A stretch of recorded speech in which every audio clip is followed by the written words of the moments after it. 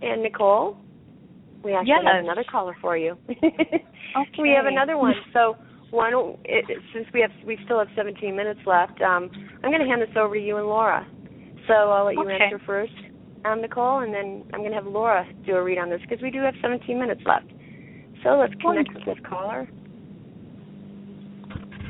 Hello? Hi, you're on the air. Oh, hi. Hello. Nice to meet you. Hi.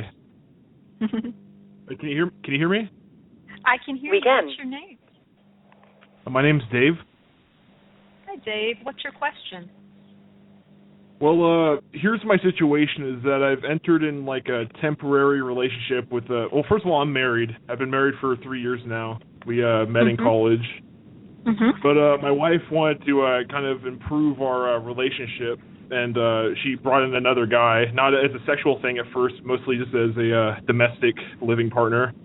And we've been having issues, though, because he's a nice guy. You know, we go way back, but it was really uncomfortable at first, you know, moving into well, I mean, first of all, it's an uncommon situation. You would agree with that? Correct. Right? I mean, correct.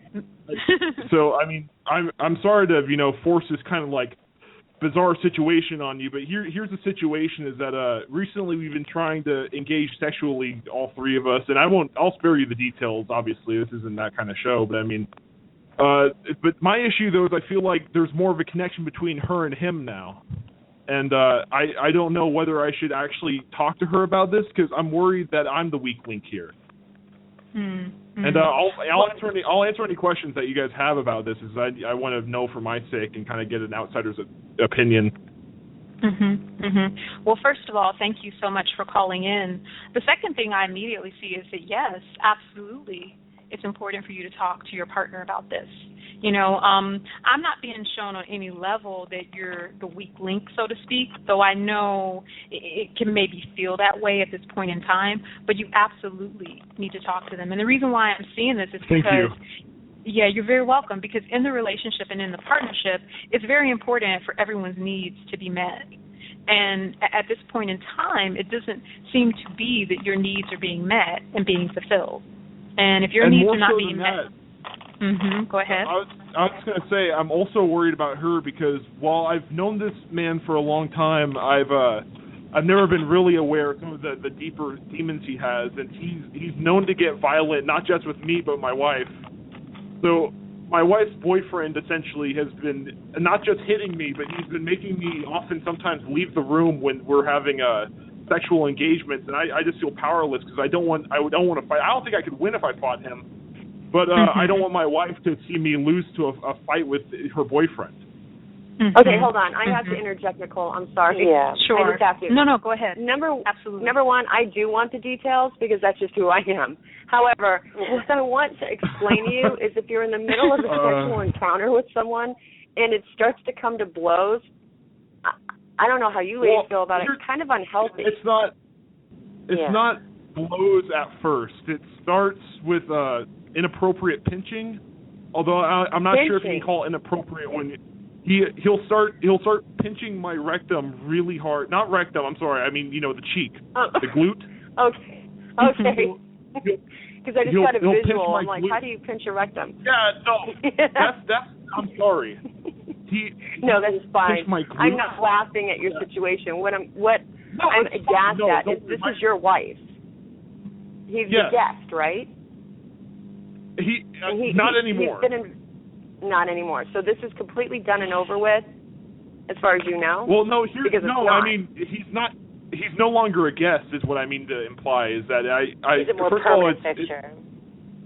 Yeah. Are you the guest now? now? My house more. Yeah, I feel that way. He's in my house more often than I am. My wife and him and I were ostensibly talking about taking a vacation out of the country. But now I looked at the tickets they bought, and there's only 2 of them, and I think the implication is that I should buy mine, but I feel like they're going to take the trip without me. Then you let her take the trip without you and get a taste of that. Let me explain something to you really quick. I'm worried that he's going to hurt her. Okay. Here's what to do. Oh, well, she's a big girl. She made this decision. You can only protect her so far. And you can lend your advice, but ultimately she's going to do what she wants to do regardless of whatever advice you give because you're going to look like a jealous husband. So your advice is going to go right out the window. So what I'm going to tell you to do with this person, because this is no longer a reading, this is more of what's going to happen if you interject and what's going to happen if you don't. So I'm going to be completely honest with you, and I'm sorry to step on you, Nicole, and I'm sorry to step on you, Laura, but anytime you have a marriage such as where you start to bring other people in, there's no judgment, and there's no problem. So let me explain something to you. When you do that, the respect has to be between the two that are married, the two that are opening their relationship up to another person. And there has to be respect, love, and it has to, you set those boundaries. Now, she's obviously crossed those boundaries, and she's allowing him to do it, and it shouldn't even come down to blows. You don't engage in it. Simply don't engage. Right. Just walk away from that. I'm not going to talk about the bedroom, but I think the best look into the psychology of this relationship that we have is some of the play they like to engage in is belittling me, and not just sexually. I mean, in the household, he'll kind of shove me around and push me down and call me a little baby bitch, and she'll follow suit. She'll call me a little baby bitch. So it's not just about dominance and submission in the bedroom. It's cascading out in the living room and the kitchen. I thought it would just be me and him tag teaming my wife. I didn't think it would come down to me being the victimized here, essentially, is what I think is happening. It's happened over a period of... I feel that way.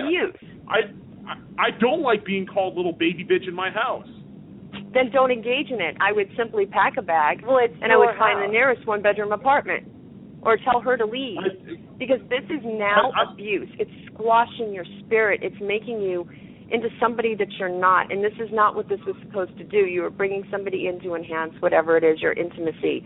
But in the same respect, now it's become about disrespect, and I wouldn't be so focused on him. I would be more focused on her. Yeah, and Laura, go ahead. I'm going to let you take this because I'm running my mouth and I don't want to do that. So go right ahead, Laura. Well, no, I mean, just the impression that I'm getting is that this has become something that was supposed to be enjoyable to something that's now devolved to being abusive. And in that case, the question isn't whether you're the weakest link. The question is, are you going to sit here and take the abuse? Because ultimately what happens to you, good or bad, at a certain point becomes your responsibility, not theirs.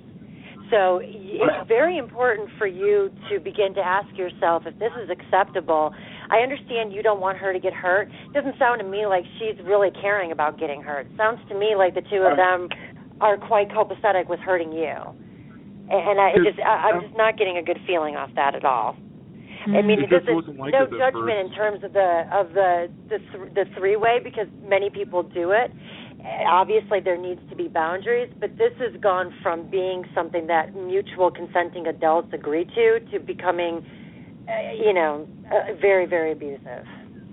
I just feel like it's high school in my own house. I have a deep psychological fear of this man now. At first, I thought it was really fun. My friend from college, he gets to be my wife's boyfriend. I get to be a good friend to him. But now I remember at the beginning of the house, he would walk around and we'd meet in the doorway, and he would whisper into my ear. He would say, "How's it going, little bitch?" Like as if I wasn't going to be like, "Excuse me." And so all he does now is we're showering together. I'll talk to him about whatever. We're good friends. We've known each other for a long time. He'll just look down at my penis and say, "Wow." Like, excuse me? You're in my house. Yeah. You're having sex with my wife, and you make fun of my tiny dick? Well, let's make sure that we keep... Wait, Laura, I had to cut that off because of the It's getting to the point now where this is kind of crossing a line. And as much as I would like to, like I said, there is no judgment here. But I do have to point out that profanity, we can't have it on the show. This is a spiritual show. Secondly, the subject matter, I'm just really not comfortable with it because this is now not just a reading. This is now becoming a therapy session, and we're not qualified to do that. So this is abuse. That's all I'm going to say. Being degraded, being humiliated, it's never okay, and this is an example of an unhealthy situation. And as much as I would really like to help this person, I'm not qualified to do that. So I had to cut off the call. I'm terribly sorry for doing that, but the profanity was getting a little bit out of line. If anybody would like a reading regarding their situation, their love situation, their career situation, please get on over to keen.com/radio. You can also email us at radio@keen.com, or you can even tweet us at Teen Psychics. So I would ask that everybody do that.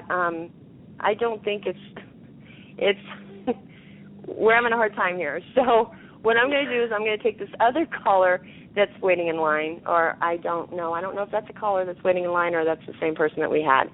So you had an email question, didn't you? Why don't we do a quick email question in the last few minutes and then we can move on? I'm a little disoriented, and I'm sorry, ladies, I should have cut that short when it was getting toward rectum talk, but I didn't.